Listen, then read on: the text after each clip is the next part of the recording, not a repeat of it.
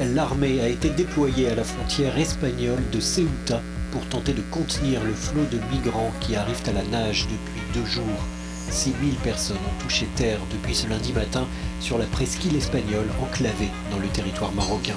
Cette frontière est la seule terrestre de l'Union européenne avec l'Afrique, ce qui explique son attrait auprès des migrants. Il est inquiétant qu'au moins 6000 personnes, dont un grand nombre d'enfants, aient nagé jusqu'à Ceuta, mettant leur vie en danger. Beaucoup ont dû être secourus. Une personne est décédée. Le plus important à présent est que le Maroc continue de s'engager à empêcher les départs irréguliers et que ceux qui n'ont pas le droit de rester soient renvoyés dans l'ordre et de manière effective.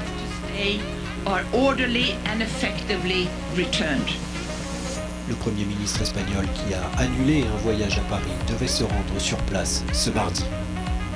Il faut savoir que le Maroc et l'Espagne sont en ce moment en pleine crise diplomatique au sujet du statut du Sahara occidental, dont le Front Polisario défend l'indépendance. Atteint du Covid-19, le chef de ce mouvement rebelle a été accueilli en Espagne pour y être soigné, suscitant la colère du Maroc. Selon certains analystes aujourd'hui, Rabat aurait alors décidé d'assouplir les contrôles de son côté de la frontière pour laisser les migrants arriver plus facilement en territoire espagnol.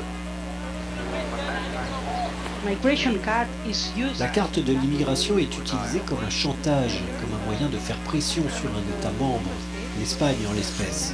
Le gouvernement espagnol dépend bien sûr du gouvernement marocain pour arrêter ces passages irréguliers, comme le gouvernement grec dépend de la Turquie pour empêcher les réfugiés de venir de Turquie.